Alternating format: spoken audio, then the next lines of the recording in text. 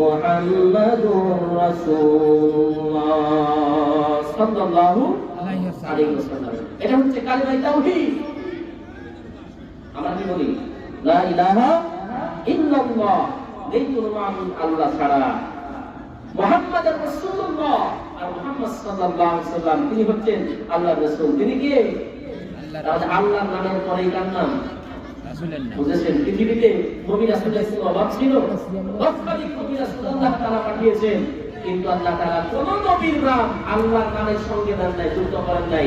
একমাত্র বিশ্বনবী মুহাম্মদুর রাসূলুল্লাহ সাল্লাল্লাহু আলাইহি ওয়াসাল্লামের নাম মোবারক আল্লাহ তাআলা কিয়ামত পর্যন্ত ইজ্জত দিয়ে, সম্মান দিয়ে আল্লাহর নামের সঙ্গে যুক্ত করে দিলেন। যেখানে আল্লাহর নাম সেখানে নবীর নাম। দৈনিক আপনার উম্মতেরা 5 ওয়াক্ত নামাজ আদায় করবেন। 5 ওয়াক্ত নামাজ আদায় করার জন্য 5 ওয়াক্ত আযান দেওয়া লাগবে। 5 ওয়াক্ত আযানের মধ্যে সর্বপ্রথম 4 বাক্যের মধ্যে আমি আল্লাহ রাব্বুল আলামিনের, আমি আল্লাহর পবিত্র ঘোষণা হবে। আযানে কি বলা হয়? আল্লাহু আকবার, আল্লাহু আকবার, আল্লাহু আকবার, আল্লাহু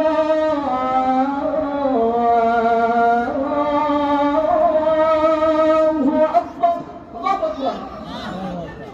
এটা কিসের ধ্বনি ভাই? এটা কিসের ধ্বনি? আযানের ধ্বনি। কিসের ধ্বনি? আযানের ধ্বনির মধ্যে প্রথম 4 বাক্য রব্বুল আলামিন সিস্টেম করে দিলেন। 4 বাক্যে আমি আল্লাহর পবিত্র ঘোষণা হবে। তারপরে 2 বাক্যে নবী আপনার নামের ঘোষণা পৃথিবীর সমস্ত মসজিদের মিনার থেকে ভেসে আসবে।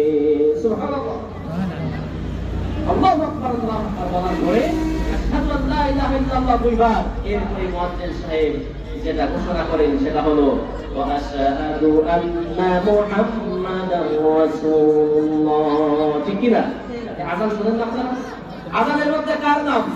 এই কথা বলবেন। আযানের মধ্যে কার নাম? আল্লাহর নামের পরে আল্লাহর নবীর নাম। কালেমার মধ্যে আল্লাহর নামের পরে আল্লাহর নবীর নাম। আল্লাহ রাব্বুল আলামিন বলেন, নবী কিভাবে আপনার নাম মর্যাদা আমি বৃদ্ধি করলাম লক্ষ্য করুন।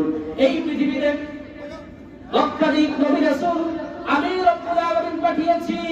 কোন নবীর জন্য কোন নবীকে আমি রব্বুল আলামিন সারা পৃথিবীবাসীর জন্য নবী বানাই নাই। যত নবী রাসূল আমি পাঠিয়েছি সকল নবী রাসূলদেরকে একটা এলাকা ভিত্তিক দায়িত্ব দিয়ে পাঠানো হয়েছে। ঠিক কি না? এই বাংলাদেশে বসে আছে আমাদের এখানে সকল নবীদেরকে একটা এক একটা